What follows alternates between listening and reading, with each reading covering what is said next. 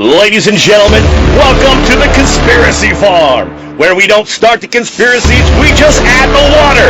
And now, your host of the most state-of-the-art, most informed podcast on the interweb, I present to you Pat Miletich and Jeffrey Wilson. Ladies and gentlemen, are you ready for war?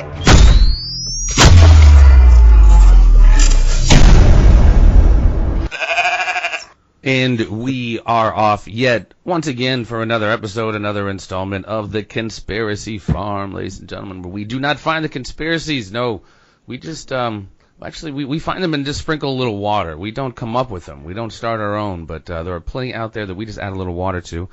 And I am running sidekick shotgun as always with UFC Hall of Famer Pat Miletich. How you doing today, my friend? Doing good, man. It's it's just me and you today. No guest, but that's fine. There's a lot going on for us to talk about and plenty to digest. Bring into the light, so to speak. Yes. Where to begin, man? I mean, I guess we can just go, from a chronological standpoint and work backwards. Well, let's start with a positive and Well, last night, I guess the anti-Trump, the never-Trump sentiment has not quite extended to whatever that was last night, northern Georgia and South Carolina region, because the Democrat spent almost $50 million compared to the Republicans, I think $6 and wound up losing. I guess it was close, but he wound up losing.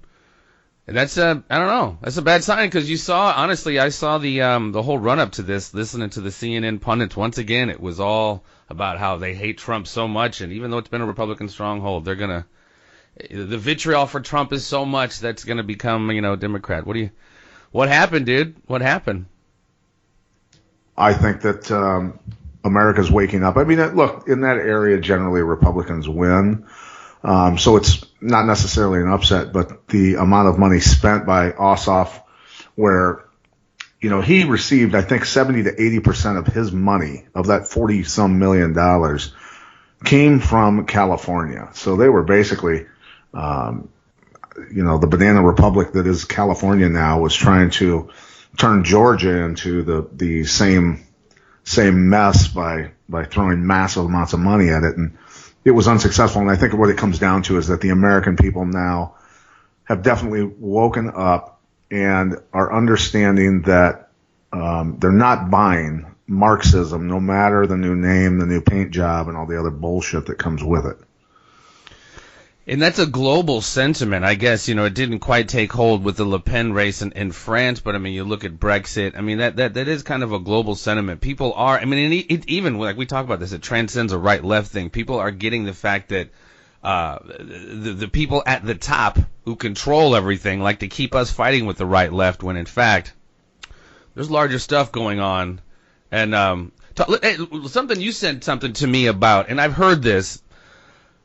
On Donald Trump, a silent coup. We talked about this in previous episodes before he was even elected. We talked about, almost that atmosphere that Kennedy was in when he got elected. Professional bureaucrats, people have been there 10, 20 years who are just not going to let some lone gunslinger come in and clean house. We've said before on the show, we think he's surrounded by Judases. I'm still on the, I'm still not sure, man, because he's making arms deals with Saudi Arabia. Obviously I'm very suspect of the man, but as far as him being this non-globalist, non-war starter, I don't know. But what are your thoughts on this domestic silent coup via the professional bureaucrats and the media? Well, I mean, ever since, I think it was, God, when did they unionize federal government? I mean, to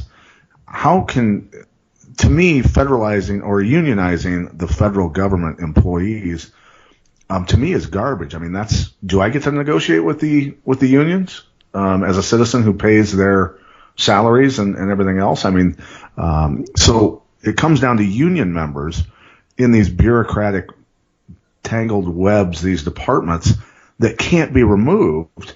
They can't get rid of them. And yeah, they're some of the leakers. They're people that are actively against President Trump, against the new administration, and really against, in my mind, the Constitution, everything that they're doing. I mean, these departments can write their own laws without Congress. I mean, they can pass a law at any time, so given, just the EPA, for instance, can decide to fine a rancher massive amounts of money per day for digging a pond on his own property for his cattle.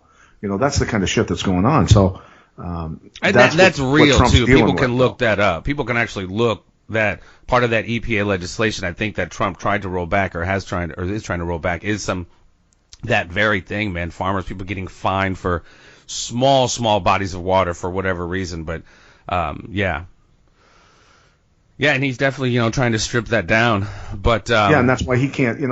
On the left, the media is constantly reporting.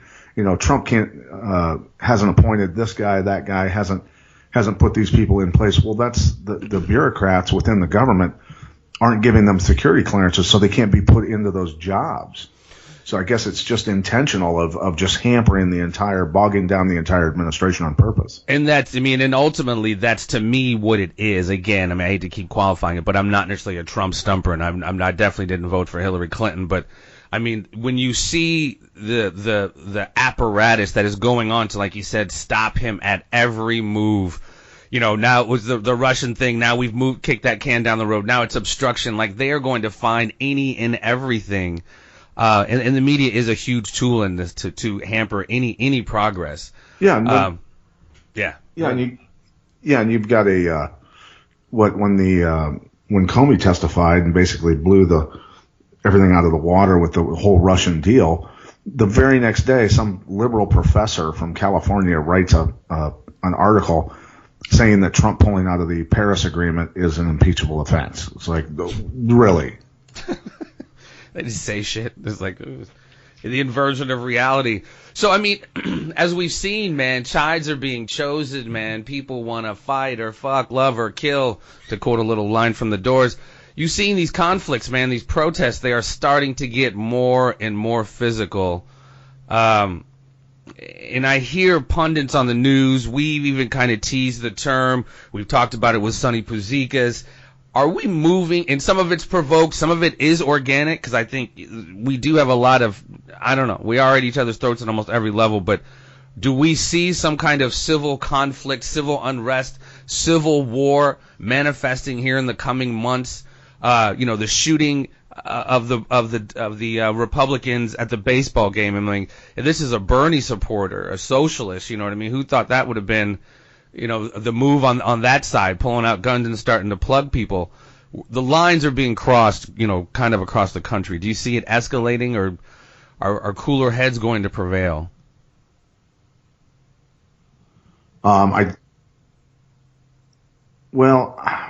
Cooler heads are trying to prevail on our side for the most part, on the Constitution-loving American side. We're the ones with a lot to lose. A lot of these people don't have a lot to lose. Many are, from the Trump rallies when he was running for president, there were DNC people who've been fired who were paying people to go in and cause disruptions, cause fights, so the media could then report on the violence at the Trump rallies and all this other stuff, and that portraying Trump's followers as hateful, violent, bigots and racists and everything else. A Navy SEAL, former Navy SEAL, posted on Facebook, and I don't even know if I told you this. He posted a video of some guys hog hunting, and they were driving high speed in a 4-wheel drive and flying through the Texas desert. Basically, I think they're on somebody's ranch because there are no fences for miles and miles that they're driving. And they've got spotlights out, and there's hogs running everywhere. And these guys are smoking these hogs with ARs left and right, and they just keep driving. They're flying along. They shoot hundreds of hogs, and these guys know how to shoot. And he basically posted with that video, what he said was, does the left have any idea what they're going to wake up, the monsters that they're going to wake up if they pick a war with the people on the other side because when the big boys come out to play, the left is going to have the worst nightmare that they've ever envisioned in their life. And they don't realize it. The ones being paid to go out and cause problems and all this violence, I don't think that they realize it, that they're going to be the ones that end up getting killed while collecting a check from a Soros-funded organization. But that's what the people like Soros want. They want for the people on the right side, the constitutionalists, to finally get fed up and open up on these people so that they can turn this country upside down. Well, and then, kind of go on a big gun grab and then, enter your worst case scenario of, what is it, Rex 84 and any of those kind of COG, continuity of government, martial law, essentially. That's obviously... Good luck. Good luck in America taking people's guns. I mean, you might be able to pull that off in like New Orleans when there's a hurricane, but you're not going to do that nationwide. I mean, once people catch wind of it, dude, everybody's loading up. You know what I'm saying? Right. And per back to what you're saying about, them, that whatever side not understanding the kind of beast that can awaken. I think after a minute, and I just had this conversation yesterday with somebody, I think they will, and whatever, this is just my own prognostication. I think that side will be the first side to engage because they will lose militarily, and they know that, in symmetrical warfare. They will be the first to escalate into like an asymmetrical, more guerrilla warfare, which is kind of, you look traditionally, that is kind of like the communist, that side's kind of way, a little bit more on the guerrilla side. But I see that happening. You already see it kind of rudimentarily with their little Molotovs and snap and pops and black cats and bottle rockets they're throwing at people. But a la the Weathermen, if you remember the Weathermen back in the 70s, they kind of used rudimentary improvised explosive devices. But they might have a couple people or two in there with some military acumen, so it might get a little bit more sophisticated. But like I said, I see that side going guerrilla because they know, a face-to-face kind of symmetrical type of situation is just bad mojo for them. Well, and the thing is that this all stems back to everything on the left. Their whole platform is based on lies. Because it's all about, caring for people. It's all about, helping the poor, helping, the weak, helping the minorities, helping this, helping that. It's based on a lie. It's based on control is what it is what they're doing. Yeah. Yeah. And utopia, people out there that are listening to this need to understand that a utopian society is impossible because of human free will. When you try to control people and put them in boxes and tell them what they have to do, and don't reward people for their hard work and aspirations being realized, that they have to give all that away, man. People get fed up with it, and we're seeing that. Luckily, right now in America, we're seeing it in England. I thought we were going to see it in France. I think that election with Macron winning was over Le Pen that can't be legit election. I think that was fixed. Period. I think it was fixed because the massive rallies that were coming out for Le Pen, it was a mirror image of Trump against Clinton. Clinton had like 300 people in a hangar while Trump was filling stadiums. It was the exact same thing going on in France, and Macron wins by millions of votes. Are you kidding me? Yeah.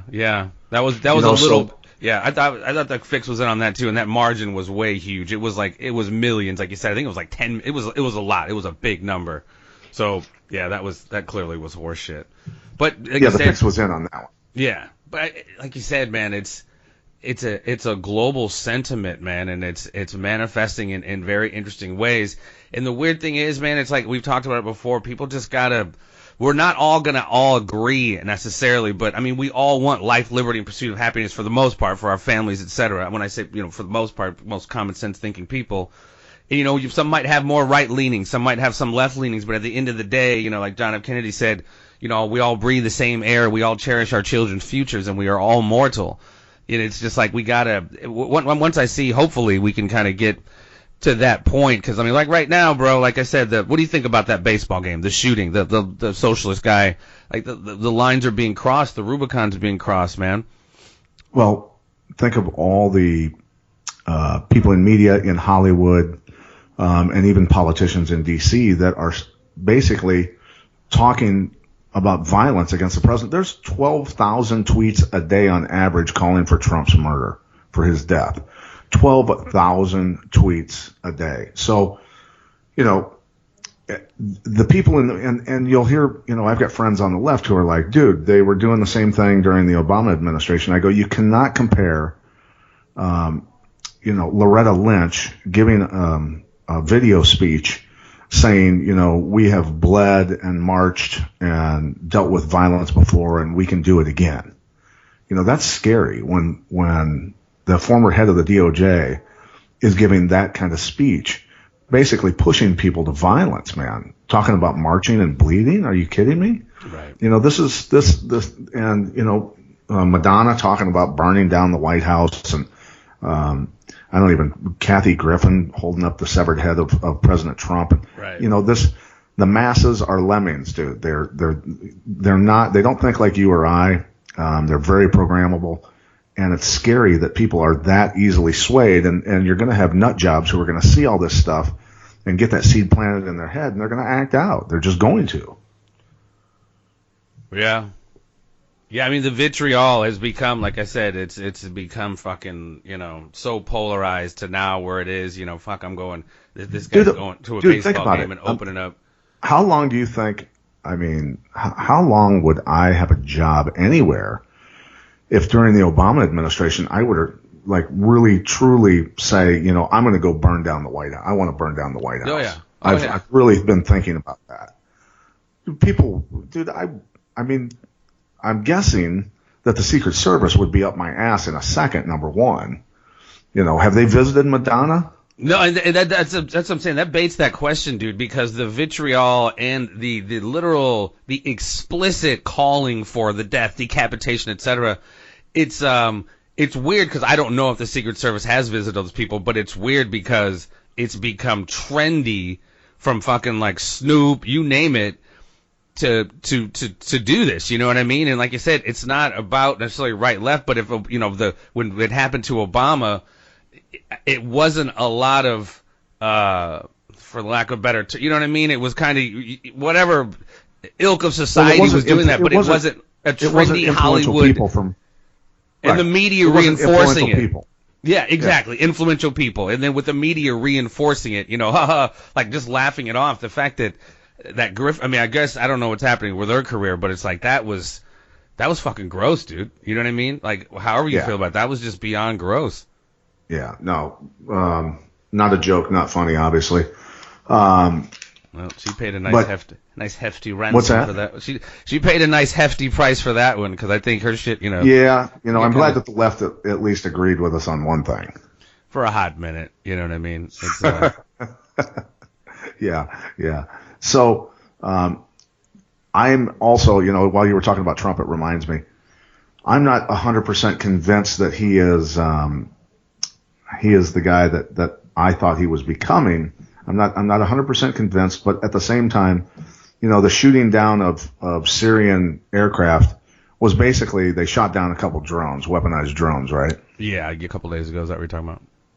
Yeah. So, to me, if they were to shoot down a MiG or something, right, then we've got serious issues. I pray that doesn't happen. But, I think it was one or two Iranian drones that were weaponized that were moving towards, they call them coalition forces, which means terrorists, basically, right? Which means ISIS. No, absolutely. And these are kind of a little bit more ambiguous moves that can be construed as kind of chess moves as opposed to like overt ones, like you're saying, like a shooting of a MiG or a ground forces.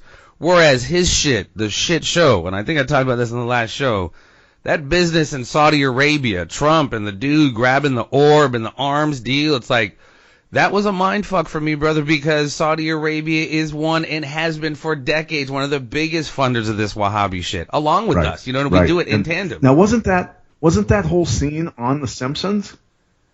I don't know about the Saudi Arabian part, but there is something that was kind of predicted with him running for president and coming down an escalator. I saw that clip, but I don't know about the Saudi Arabia part. Either they did it after the fact or it actually exists. There was a drawing of Trump and it like literally matched the picture of those guys with their hands on the globe.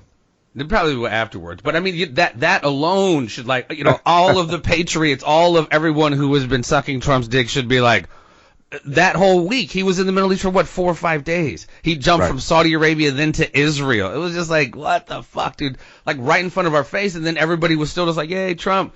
Dude, that was one of the. There's been a couple red flags. you know, the firing off stuff in, like I said, in Syria could be considered some 4D chess, etc. But going over and just swapping spit with our just known enemy, and on TV, and everybody just like lauded this Middle Eastern trip. I was like, look, man, someone has some splaining to do. Yeah. I mean, seriously. Well, when you go back, and people can read about this a little bit more in detail, but allegedly, I'll say it that way, and it kind of points in that direction, that the British were the ones that helped fund and establish Wahhabism in Saudi Arabia to begin with. Absolutely. Go back to Lawrence of Arabia. That's a good kind of start point for a lot of that. That's absolutely right, man. But that's what I'm saying. It's been a global thing. Like I said, Qatar, Pakistan, Israel, MI6. The two last bombers, the Manchester bomber and the other one in London, both were on MI6's radar. And that's continuing. We've talked about that many times. That continues to be a trend. Each of these guys are somehow, fell through the cracks, kind of like we talked about with Michelle McPhee, author of Maximum Harm on the Tsarnaev brothers. Like, come on, dude, this Keystone Cop shit. How long does that play in people's mind? Like, right. We were born at night, but not last fucking night. Like, literally, all these guys, going back to Mohammed Atta. You know what I mean? Well, just slipped through German intelligence's fingers. Sorry, gang. And how does a Canadian national Islamist come into the United States and stab a cop in the neck at the airport? Today in Michigan, in Flint, Michigan, yeah. I didn't catch his name. Did you? So that's, and I love it. And God bless our news. And we don't want to have a rush to judgment, but it's like in London and all these, we are considering calling it Islam. Well, we don't know his name or whatever, but a guy runs his car into such and such or blows up such and such. We're on the fence as to whether they're referring to this as a terrorist attack quite yet, Pat. We're not quite sure. Could be a disgruntled worker, domestic violence, But we always find out what the story is. But yeah, I mean, again, on MI6's radar. And again, who is this guy today? We'll be anxious to hear it. I bet $1 million he was on either Canadian Intel or our Intel's radar. Let's go back to Fethullah Gulen. There we go. Fethullah Gulen, Imam Gulen. What's he still doing here? Right, just chilling in Pennsylvania. $20 billion foundation. Most highly prestigious charter schools, quote unquote. Right under our nose, dude. And that's what I'm saying. We talk about this almost every show because there's always a terrorist attack, and we can always be like, you know what? So much of this shit is being put into motion. And dude, in the next coming shows, like I said, we always have, Sibel Edmonds is coming, ladies and gentlemen, but we're also going to get other folks who speak the same language and talk about, we're talking about how the geopolitical map is changing into Eurasian, Pacific, Southeast Asian region. China in the last week has got hit with ISIS. Western China has got hit huge with ISIS, moving into the Philippines, and we talked about this on the last show. The Philippines, obviously, the head of ASEAN, the Association of Southeast Asian Nations, the fourth largest global economy essentially in the world, that has excluded the West, very China-friendly, a la the One Belt, One Road. This is the chess game going down. But right. ISIS is being used once again as the destabilizing force. Yeah, you called that. You called that, brother, like 2 weeks before. Do you remember that? Yeah. You called, because Duterte was, I forget what it was, but you had totally called that. Well, he kicked the global banking establishment out of the Philippines. That's what it told him to take a hike, and I said, basically, how long is it going to take for a coup to take place to try and oust him? And yeah, a couple of weeks later, suddenly there's, and then people, detractors are basically saying, yeah, we knew, that there were terrorists in the Philippines, obviously, and there has been for years. But this type of attack, it's pretty obvious what's going on because it's continuing. I see you, Lynn. I see you in the reflection of the UFC thing. I see you. No, and you're absolutely right. And it is no accident that Duterte, who is the president of the Philippines, is the chairman of ASEAN. And, he obviously now has heat with Trump. And, I mean, it's the chess game, dude. But, here comes ISIS. Here comes ISIS in China, because this is the area where the One Belt, One Road is going right through this area where ISIS is destabilizing right now. So, Yeah. Do you think China's going to play with these people? No, absolutely not. But I mean, but they'll continue doing. It's so funny because they've literally been doing this for the last 20, 30 years. I mean, you look at from them hijacking our, basically our Google, our software, etc. They've been setting up shop there for a long time, and we don't do anything. Whatever kind of, we need them almost more than they need us. They own so much of our debt, etc. And they've just, slowly been setting up shop all throughout Southeast Asia, moving into Europe. I mean, they've been doing it, without really firing a shot. And that economic war has been really kind of going on for a long time with those guys. So, as we talk about that with China, with Russia, doing their deals in petroleum with the Chinese notes instead of the American dollar. Yep. Brazil's starting to do the same thing. They have been for years. And other countries, smaller countries, jumping on board with them. Now we're getting into a point with, you see all these conflicts going on, these flashpoints going on around the world, with North Korea, with the Philippines, with China, with, the Ukraine, with Syria, Iraq, all this, Yemen, everything else. The makings, the components are really getting there to where we end up in maybe not just a conflict in the Middle East or, in North Korea, but globally. Well, again, we had this conversation with former deputy director of the counterintelligence for the FBI, Dave Zadie.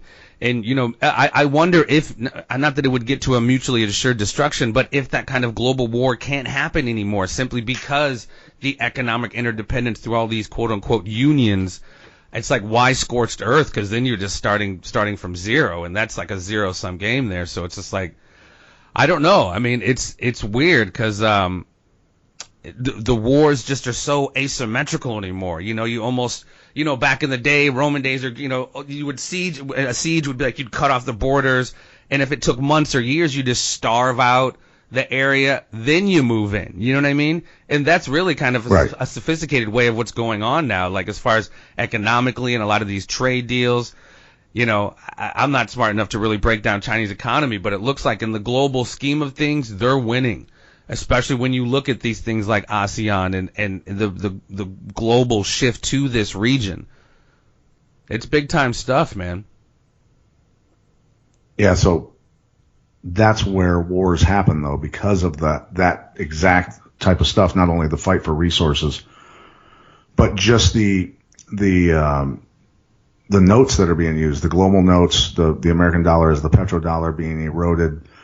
China starting to erode away at our economy. Russia doing the same, doing deals with people in their own currency. Think about it. We blockaded Japan before World War II, before Pearl Harbor. We were causing them great financial strain. And, at the same time, Germany had gone through, the Great Depression with us, basically. There was poverty over there.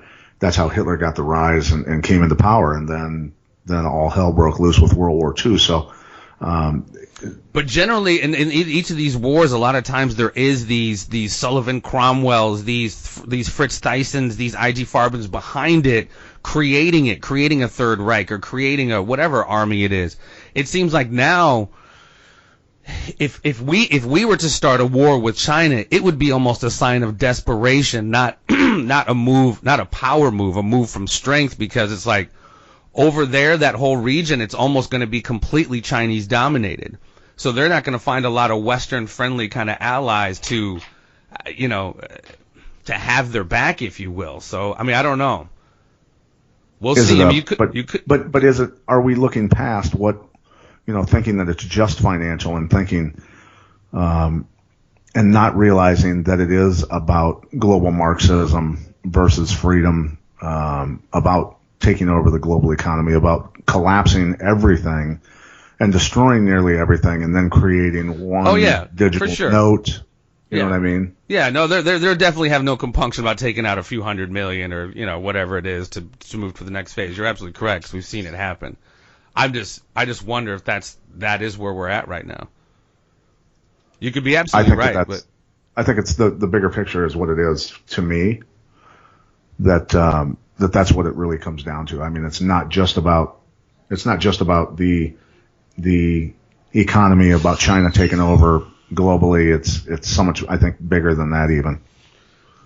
Yeah. I mean, like I said, most of these global wars is generally funded by both sides and has been, going back to the Venetians, and hopefully we'll have on there's Dr. too Farrell again. And you got to think, dude. There's too many mouths to feed already. You think? Are you of the overpopulation ilk, or that we're pushing? No, I'm of the Georgia Guidestones. Why the hell did they put 500 that number? What was it? 500 million? It's something like that. Yeah, it was a low number compared to what we got. I mean, hell, the United States has 200 million? Are we at 8 billion now? Pushing it, yeah. Right? Yeah. So that's, in my mind, the lever pullers. That's what they would. I mean, we got to thin the herd, basically, is what they're saying. That is what they're saying, and it's happening. It's happening again, as I posted in Facebook, as you and I and or whoever else wants to argue about Autobot versus fucking Decepticon, right, left, whatever thing they have you on, gay, straight, black, white, Muslim, Christian. They're poisoning all of our water. They're poisoning all of our food, all of our air, all of our soil. So as we continue to infight in that way, they're sitting back laughing their asses off. Well, think about this though. Kind of interesting that I ran across this. That there have been, hundreds and hundreds of earthquakes in the past week in Yellowstone Park. Right? I was just going to ask you that when you're talking about depopulation or hundreds, and at the rate that the earthquakes are going. So the average number of earthquakes per year in Yellowstone is about between 1,000 to 3,000 at its highest, right? At the rate it's at for the past week of earthquakes, that would be about 16,000 earthquakes per year. So that's... When the average is what? Say that again. The average is 1,000 to 3,000 on a high. And at the pace we're at right now, it would be nearly 16,000 earthquakes in 1 year. So that's, 15 to 13,000 more earthquakes than normal, right? So you sit there and you think it's the biggest supervolcano in the world right underneath Yellowstone, okay? And if that thing goes, we don't have to worry about anybody. That's what I said. About the globalist level. Indefinitely cancel Christmas if that thing goes off.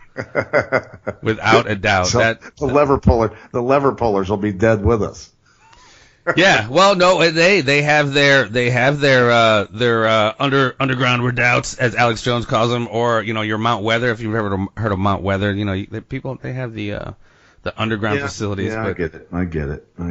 But you're on the list. You're on the list, Pat. Like, we need some Pat Miletich to teach everyone how to be badasses post-apocalyptic. I just like it when everybody tells me, that they've been stocking up on ammo and food and stuff, so I know where to go. I mean, because I haven't stocked up nearly enough, so I'm going to need to go get that stuff. Yeah, just watch the episodes of Doomsday Preppers and just start picking those guys off. 'Cause a couple of those guys are just right smack dab in residential areas. Yeah, I'm glad you mentioned that Caldera, because you had sent me that thing earlier today, and that would be whatever they call it, extinction level. Won't be any corn and beans growing in Iowa, And speaking of the Doomsday Prepper show, I remember the one, there was like a lady on there who was prepping, and they're like, well, what are you doing to protect yourself and stuff? She's like, I'm, taking some kickboxing and this and that, and I got this switchblade knife, all this other. I'm like, talk about a soft target. Right. Yeah, it's funny to, whatever. I find those shows interesting, quite frankly, just to see kind of the hubris that some people is just like, they put obviously a lot of thought into it, but at the end of the day, it's like, dude, do you realize, like, how soft, like you just said, how soft of a target you really are? First of all, you're on cable television, showing everybody your goods and shit, but at the end of the day, it's like, it's one thing to have it, and this is what my history teacher said this about sovereignty. If you can't protect your sovereignty, you ain't got it. Right. And if you can't protect that shit, that ain't yours, so. Yeah. So, let's talk George Webb a little bit before we get off, because we've got about 10 minutes or so. Yeah. Let's talk about George Webb and Ratlines. You've really read into it and listened to him a lot. Hoping to get him on. He said he's down, so we're trying to just lock down a time and date. Yeah, maybe give people a preview of what is really going on with this Ratlines and George Webb being apparently Mossad. Well, he has stated that he is Israeli Mossad, and if you understand the Mossad's mantra or motto is by way of deception thou shalt make war.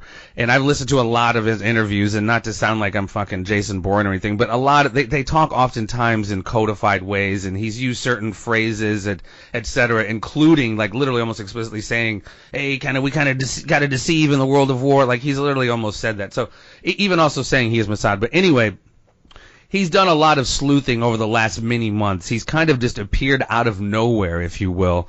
And interesting gentleman. I would rather have him explain the full breadth of what it is. But anyway, as it relates to the Ratlines, our country essentially has been infiltrated by foreign countries, if you will. And as we've talked about in this show a lot, in order to get in certain levels, you have to be blackmailable. You have to be willing to do certain things. Right. He mentioned certain committees. I believe it's the Foreign Relations Committee and the Armed Services Committee. There's two different, like, very heavy-hitting committees in Washington that a lot of this dark shit goes down. One side takes care of kind of the natural resources side of going into different countries, extracting different minerals, resources, etc. The other side takes care of what are known kind of the dark money side, the rat lines, as they call them, of we've talked about many times on this show, money, guns, people, drugs, and including our last conversation with former Russian Spetsnaz Sonny Puzikas hipped us up to the global trade in organ harvesting. So he talks about essentially how these global forces, including forces in our government, help facilitate all of this, and it's almost super, super commonplace through these different committees in Washington. And I'll let him explain the Awan brothers, because that just gets into crazy shit. How basically Pakistan, through their ISI and other countries, are surveilling all of our senators, congressmen, etc., through their BlackBerries. I know it sounds crazy, but he goes into it. Who was the DNC chairman who had them on their? That would be Debbie Wasserman Schultz. Yeah, Miss Wasserman Schultz brought these scumbags in. And so not only did George Webb come off with this information, it is being alleged, ladies and gentlemen, as we heard so much in the last several weeks and months about an individual who used to work for the DNC by the name of Seth Rich. It is said that he was one of the liaisons of WikiLeaks as it relates to DNC hacking, as far as Bernie getting robbed as far as the Democratic primary.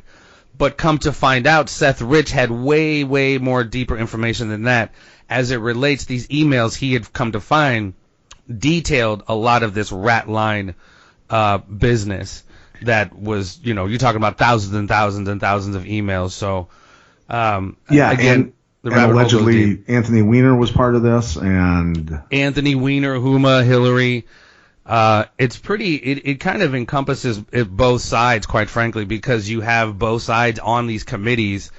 And again, you have to kind of have that illusion of like fake opposition, when in fact kind of both of these guys are playing inside baseball while kind of doing the WWE, goose step out in front of us. Right. And it's like John McCain. They're saying that they've got the records showing, and I need to look at his campaign donations, but his campaign received money allegedly from the Clinton Foundation, and some even darker groups. It shows that and his actions show that he's 100% in bed with the leftists. Oh, for sure. I mean, again, two sides of the same coin, and you're absolutely right. He like I said, we've talked about he's facilitated the funding of ISIS, and he kind of set up shop with that several years ago. Like he's definitely got his dirt on him. It all makes sense, doesn't it, Jeff? I mean, if the Clinton Foundation donated to McCain's campaign, he would go over for Hillary's State Department or John Kerry's group at the time back then too. Either one he was working for, being buddies, rubbing elbows with, going over and helping to fund the Free Syrian Army that turns out to be a little more extreme than we thought. Just a little bit. Little bit. Yeah, burning people alive, behaving people, extracting children's organs. From children. Yeah. And, and again, this is, once again, shit that's really happening. Of course, you and I co-host a show together, so it's almost commonplace to us as we speak of it, but I'm sure people listening are like, WTF triple fucking exclamation marks, because, it's kind of mind-blowing. It is really mind-blowing. But something I also wanted to mention before we hop off, of course, you have Jay Johnson, the former Homeland Security, he's been all over the news lately with his, Russia, at the explicit direction of Putin, which I found fucking hilarious, did whatever he was doing with as far as the election, and they have X amount of data, et cetera, et cetera. And again, I don't really trust much that comes from our government anyway, but let us not forget Vault 7. Wasn't it Vault 7 or Vault 7, where they essentially laid out a bunch of NSA tactics, one including, I can hack your DNC files and say it was fucking Iceland, fucking Cote d'Ivoire, Antarctica, Russia. Jay Johnson, look, here's the thing. If I would have been sitting there when Jay Johnson was saying that, I'd have said, "Hold on a second, asshole. It was your Department of Homeland Security that was hacking Georgia's elections a year ago, dude. So what are you talking about? They hacked Georgia elections like 3 different times. That came directly from the Department of Homeland Security computers." Yeah, that's right. Because I looked to get that guy on the show. I forget, he was the Secretary of State of Georgia. You're absolutely right, dude. You're absolutely right. Look that up, ladies and gentlemen. I mean, if justice were served, you know how many politicians and bureaucrats would be in prison right now, dude? But yeah, this is most of them. Like, what? DC'd be a fucking ghost town. It would be. It absolutely would be. But this is what I hope to get people hip to. Stop, do not pay attention to the man behind the curtain is what they're trying to hit you with, ladies and gentlemen. It's like, I don't even know how to describe it. Like, they're just people like the rest of us. Stop falling for this, their spell, if you will. It's not a right-left thing. There's some dark shit going on in the world being facilitated through Washington, D.C. and other countries, man. I'm glad we're here to do this show to kind of help put certain puzzle pieces together. Because I know a lot of people don't have time to do it, but fuck, dude. Yeah, and some bad shit going on, ladies and gentlemen. And here's the transcript too. I'll just read like a paragraph so people can understand as far as the Ratlines when I go back to that part. With George Webb dealing with and talking about CIA's contractor Dyncorp manages all the Ratlines. The 3 Muslim Awan brothers who committed espionage, JTTF's asset forfeiture program. And it says in the series, George talks about CIA contractor named Dyncorp that manages all the Ratlines, and the Ratlines are for sex trafficking, child trafficking, drug trafficking, arms trafficking, and organ harvesting as well. Basically, they've done this all around the world in every country they are in where they have police contracts. A lot of times they have medical contracts as well with the organ harvesting people. And then it says, but these soldiers, mercenaries, kind of move back and forth between U.S. law enforcement, especially state police and county sheriffs with Dyncorp. Some really scary shit here, dude. And Dyncorp has been fined tens of millions of dollars throughout the years for that very thing. But they also still get federal contracts. It's the most fucking insane thing in the world.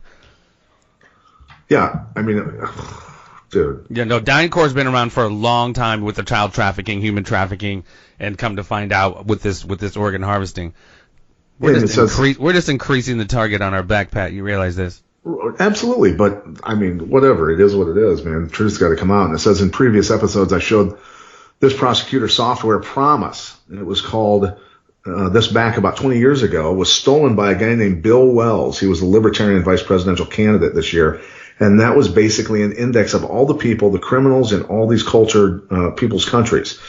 So as the CIA sold this software all around the world, let's say Libya, the Libyan prosecutors would say he's a terrorist, Muslim Brotherhood, he's a terrorist. Well, the CIA was also able to see that. So instead of the CIA going to helping these countries arrest these people, the CIA was actually engaging them to do overthrows like they did in Libya, like they did in Syria, Kosovo, Bosnia, Afghanistan, all around the world. So this, dude, it's mind-blowing when that's just like the tip of the iceberg. When you get deep into this stuff, we got to get this guy on, man.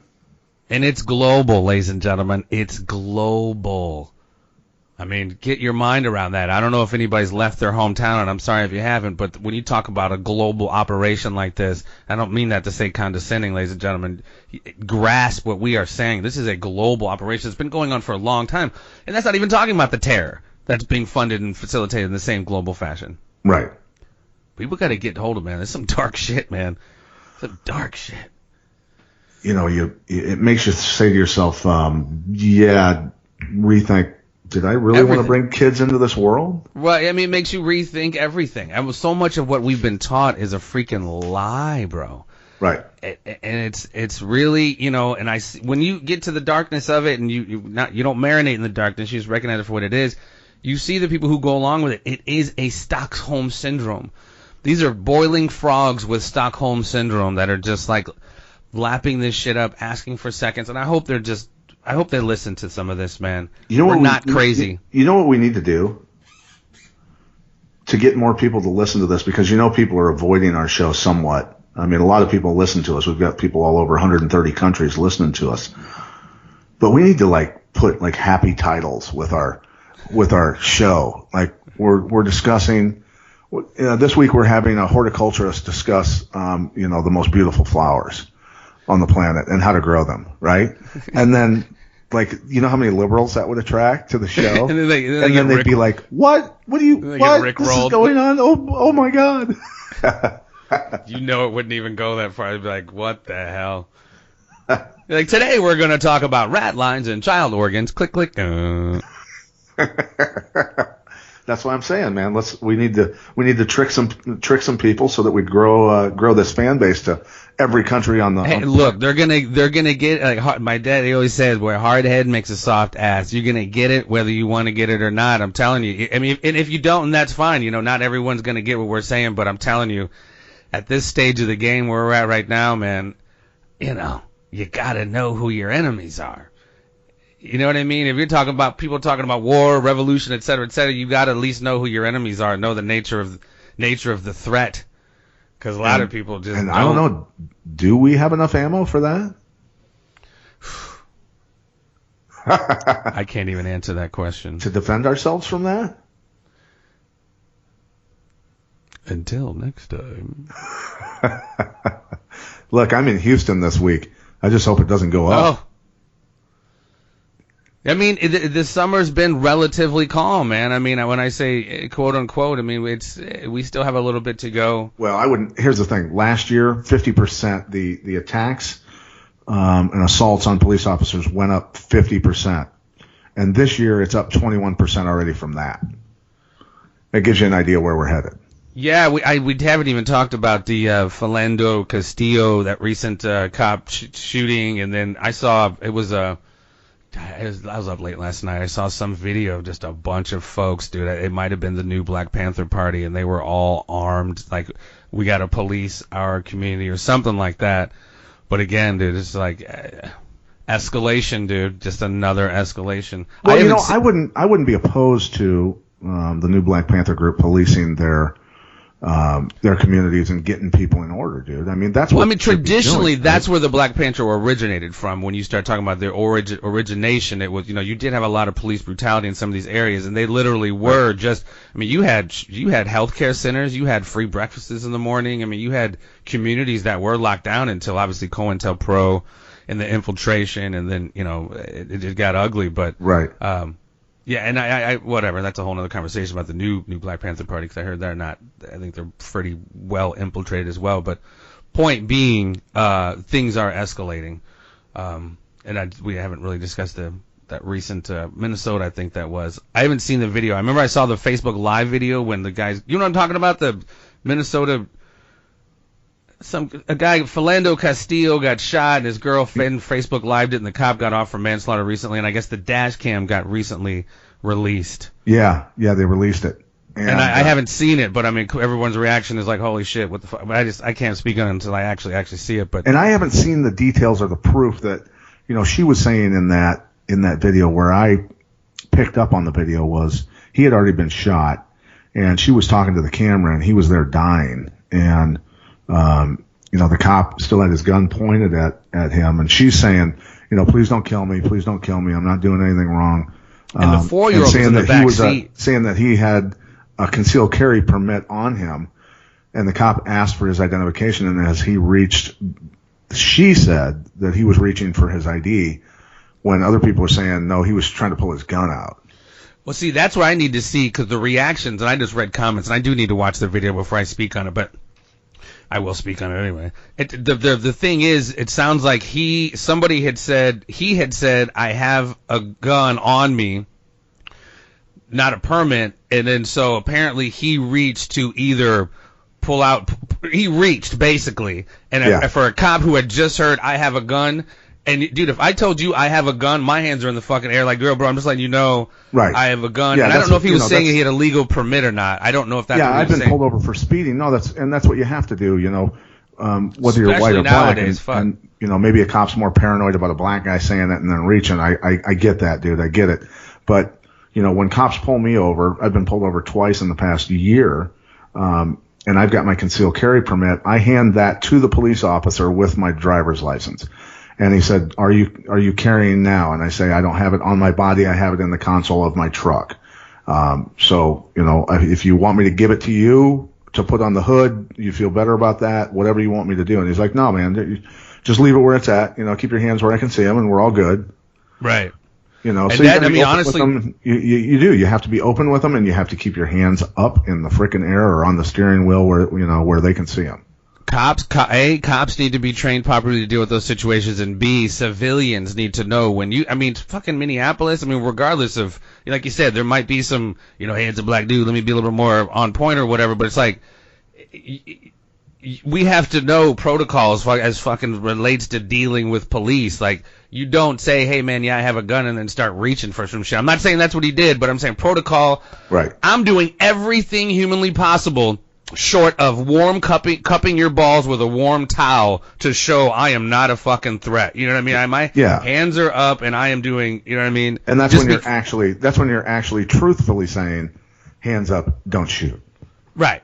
Well, clearly I am not a fucking threat. But hey, sometimes motherfuckers still get shot doing that. But dude, here's the crazy thing now. Think about people this. Just know how to act, dude. People don't know how to act. And Michael Brown's family got a settlement out of that deal. When you know what? I saw something about that today, and another thing I haven't read and can't speak on intelligent, but I did see that there was a settlement, which is interesting. And obviously they're not revealing the amount. The Brown family probably has a hush order on it. But here's the thing. There was 3 investigations. I mean, Eric Holder's Department of Justice was trying to crucify that cop, and they couldn't find anything wrong, that all of his accounts were truthful. So how does Brown's family then get paid if... No, dude, I thought I bookmarked this article because I wanted to, if we did bring it up today. It wasn't even, I'm sorry, ladies and gentlemen, if I fuck this up, but it seemed to me the verdict or the rendering was, it really didn't have anything to do with the actual shooting. It was the climate of racism against black folk in Ferguson, which led to the interaction with Darren Wilson and Mike Brown.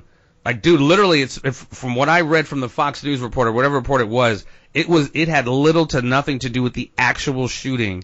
And I'm sorry if I'm fucking this up, ladies and gentlemen.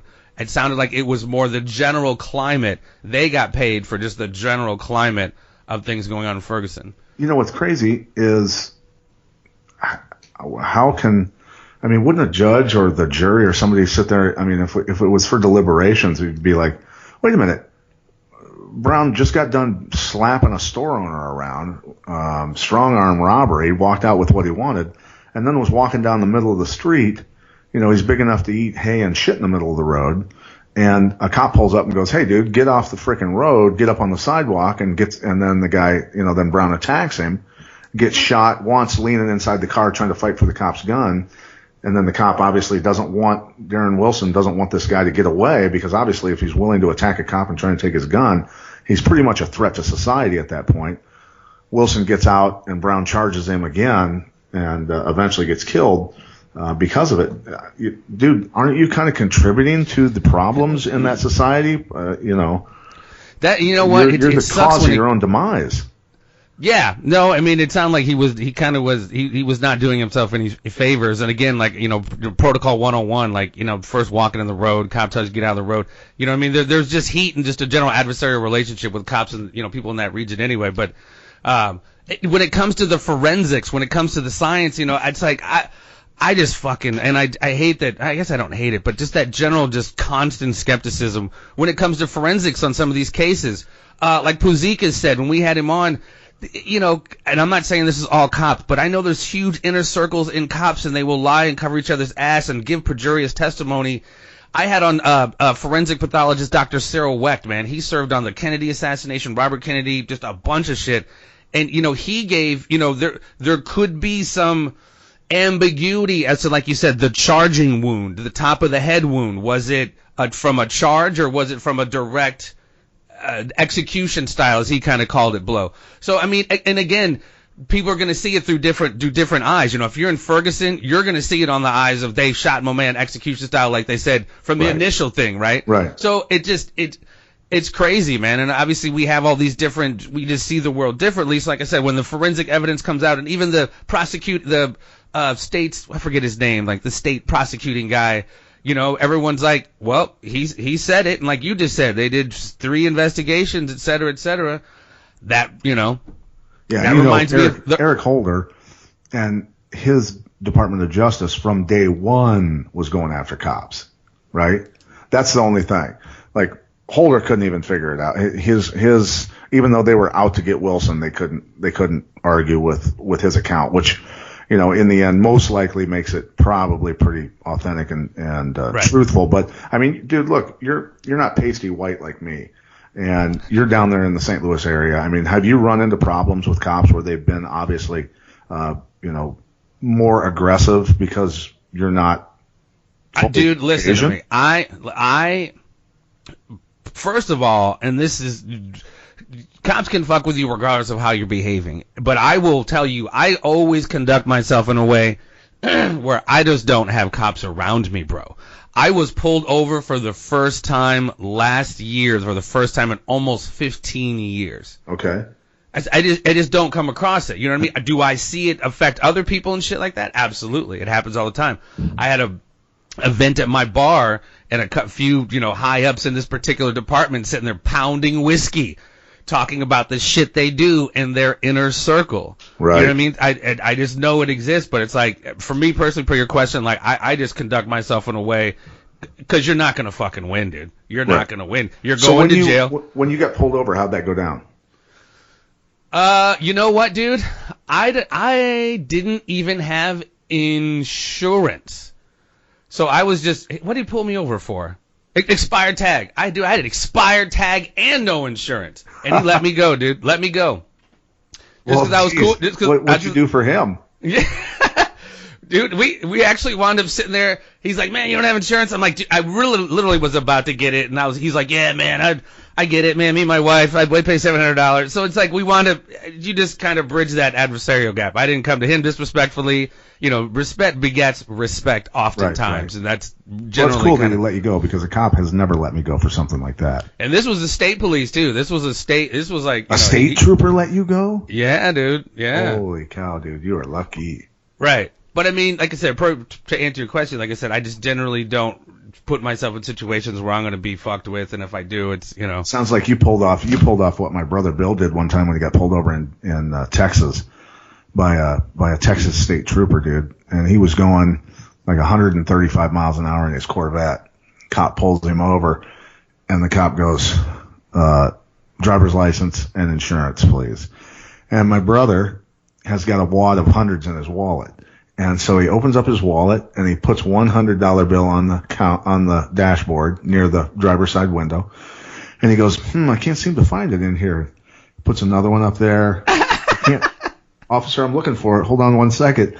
My brother got to like $1,100, $1,200, and the cop reaches in and takes the money and goes, "Have a good day." And, nice. And this is 20 years ago, though, right? Right. I've had some blessed moments, dude. My best friend, we call it some of my Jason Bourne moments, dude. I boarded when I was on the television show Burn Notice. Right. Flew to Miami out of St. Louis. I boarded a plane without my driver's license.